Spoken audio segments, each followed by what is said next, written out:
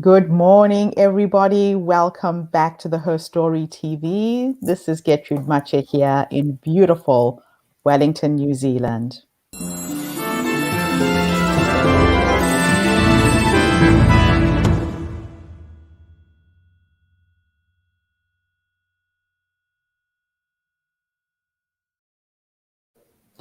And today I am graced with the presence of yet another fascinating young woman coming to us all the way from Australia. Welcome to our tribe. Please tell everybody your full name, where you're based, how old you are, and share your story with us today. Good morning, Gertrude. Thank you so much for letting me be part of your tribe. Actually, this is an amazing opportunity for me. So thank you very much for that. My name is Veronica Albert. 43 years old. I'm based here in Sydney, Australia, originally from Sri Lanka, and came here when I was 7.5 years old. So pretty much been here all my life, and I've got two beautiful boys and an awesome husband. And my story, I have a few stories, but I guess the story I'm going to focus on is to do with why I decided to be a life coach. My background is actually project management and supply chain, but the reason why I decided to go down the path of life coach is because of a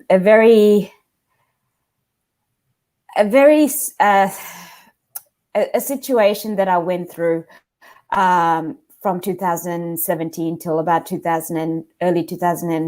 late 2019, actually. In 2013, I was diagnosed with chronic nerve pain.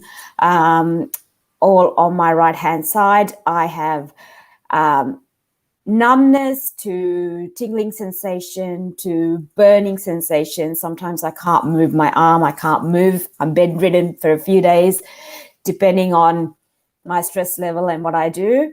And I still managed to go to work. The work became a very toxic environment, which didn't help my pain.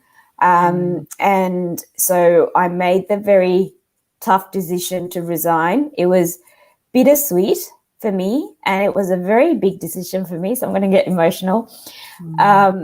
It was a very big decision for me because I've been working all my life. I've been very independent all my life. So to take a step back and having to depend on my husband for everything was tough. Because I was brought up as a strong woman and I saw that as a weakness. And but I just mentally I couldn't cope with the environment I was in, and physically I couldn't cope. So I resigned and I was okay, but then I just started to get into this hole. I didn't even know how I went into it. I think I just felt like I was nothing, and I didn't have an identity. I didn't know who I was because my work was my identity. And I think that was stripped away from me anyway 2 years before I even left. So I'd already started. I realize it now, but back then I didn't. But I've already started going into this rabbit hole. I went to different neurologist in regards to my pain. And, $300 for 10 minutes consultation to say there was nothing wrong. Just deal with it. Or I even gotten the look of, are you even in pain? Because, when you look at me, I don't show it. You can't see internal pain. So there was that. So when that started happening and, people started thinking that there was nothing wrong with me, I started acting like there was nothing wrong with me. So I put a smile on my face and I kept going. And I started self-medicating myself. So it started with, a bottle of wine in the evening, to dropping the kids off, coming back home. And I'm like, what do I do now? So I go to the liquor shop, buy a bottle of wine or a bottle of vodka. And that's how it started. And it just got worse and worse and worse. I was no one knew what was going on. No one knew I was drinking this much during the day. And I put on about 25 kilos in the process. Oh, wow. There were times where I was because the drinking is actually not good for pain, right? It's not good for inflammatory. It actually makes it worse. There were times where I would just fall on the floor because I couldn't move. I'd be rolling on the floor because I was in that much pain. There were times I would call my husband to come home from work, and I would just curl up in a ball and just cry my heart out and tell him to leave me because I don't want to live anymore. And he will just sit there and cry with me. Wow. You got to a point that a lot of women find themselves in. You know, this is unfortunately a very common story. A lot of people are suffering in silence. They find what they can find to numb the pain, to find a way of coping with what's going on in their lives. What's amazing about your story, though, is that you found a way to snap out of it. Tell me about that. Yeah, I did. I guess that was that was a moment for sure. I think I went into the to see, because it was a situation where I was in so much pain, and I started getting new types of pain. So I went into the hospital. Obviously, they said there's nothing they could do for me. It was just one pain medication after another, and they recommended me to this Sri Lankan neurologist. And I thought, okay, he's the last one I'm going to go to because I've been to so many already. Yeah. And he asked me all of these things, and he was willing to go back to the beginning and help me out. And then he asked me, how much do you drink? And I didn't tell him the total honest truth, but I did tell him I have at least a bottle and a half a day. And he did like a double take. And I could see the expression in his face just change. And he went from wanting to help me out to going, no, because it's the alcohol that's the issue. Okay. So I came out of that. He just dismissed me as soon as I said, and even my husband saw it. I looked at my husband, and my husband went, hang on, instead of helping me through a plan or whatever, he just dismissed me. And I think that was the moment where I went, there were many moments leading up to it, but I think that was the moment. It's the what do they say? The straw that broke the camel's back. Yes. So that was the moment I went, you know what? I'm going to show you that it's not the alcohol that's causing the pain, because I wasn't a drinker when I got up the until pain. that point. Yes. Yeah, yes. I mean, I occasional drinking, but I wasn't a heavy drinker since I left work. So the pain, I've been dealing with the pain since 2013. So I just went, I'm going to show you.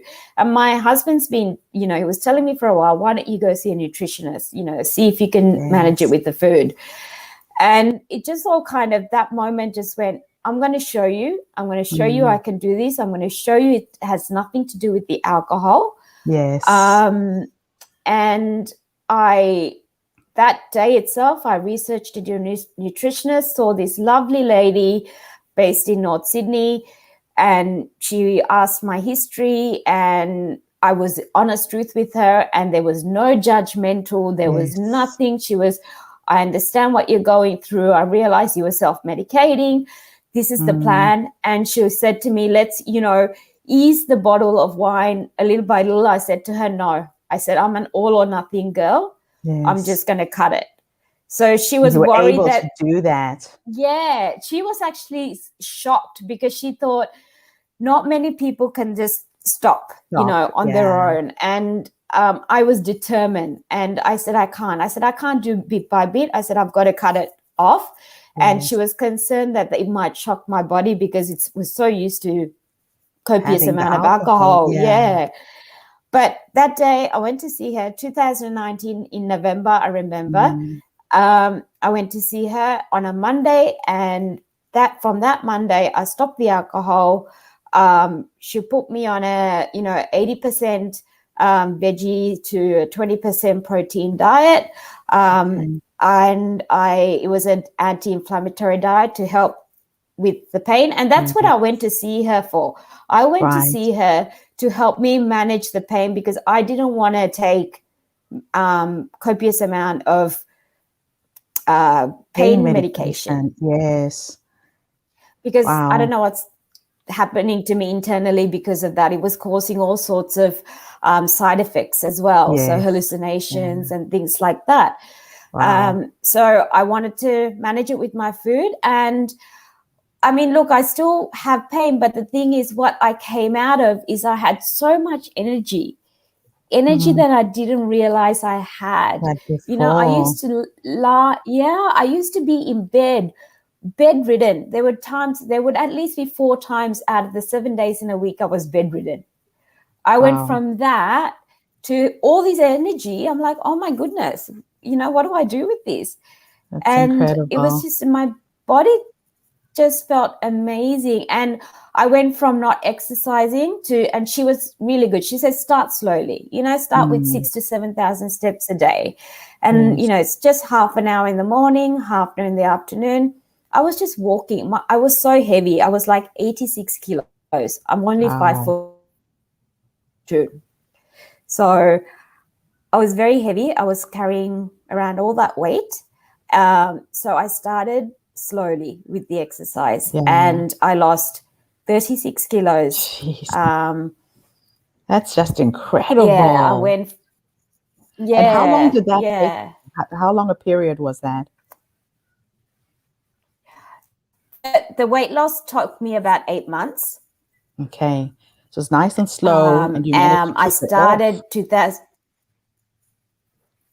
Yeah, it was nice and slow. It was like, 1 kilo a week I lost. And it was just by its majority of it, I think, is the alcohol. It's empty calories. And, like, you think it's helping. I mean, I was thinking that it was helping me, but it was actually doing the opposite. Doing worse. Now, if I could take you back to the younger you, that young woman who was just struggling with all of this, based on what life has taught you, what 3 nuggets of wisdom can you share?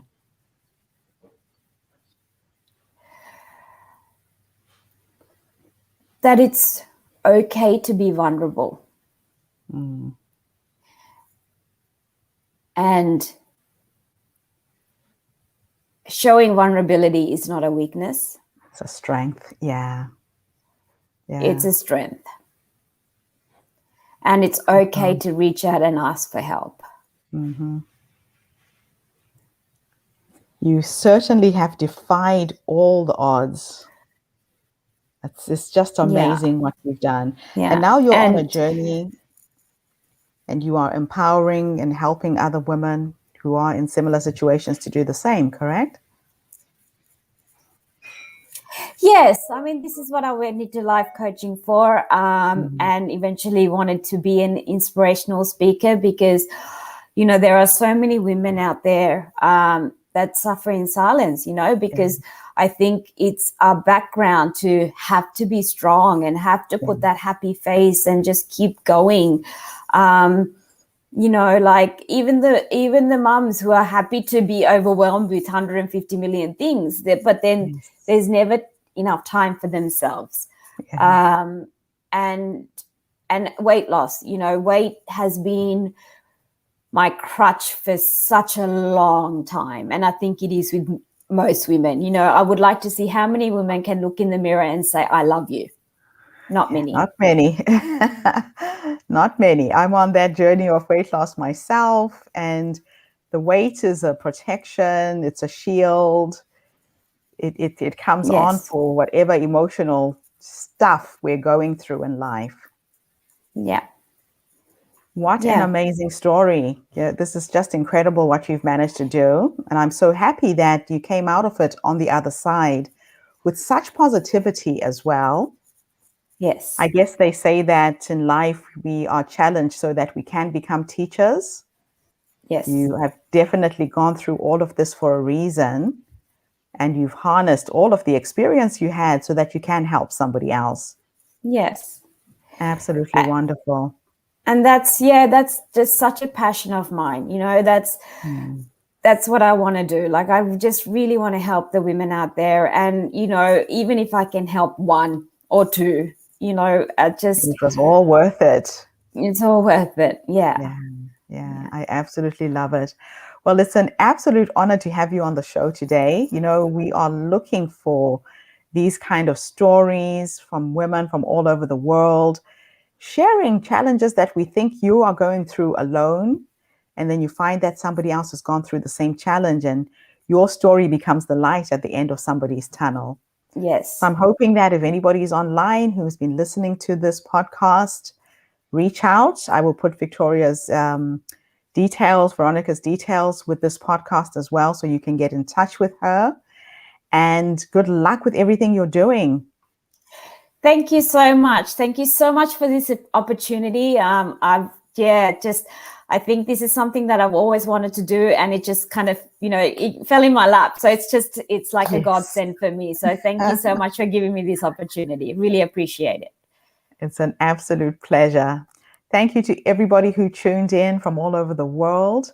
I'll be back again tomorrow with yet another fascinating guest. This is Getrude Matshe here in Melbourne, Australia. Have a great day wherever you are in the world. Bye for now, everybody. Bye-bye.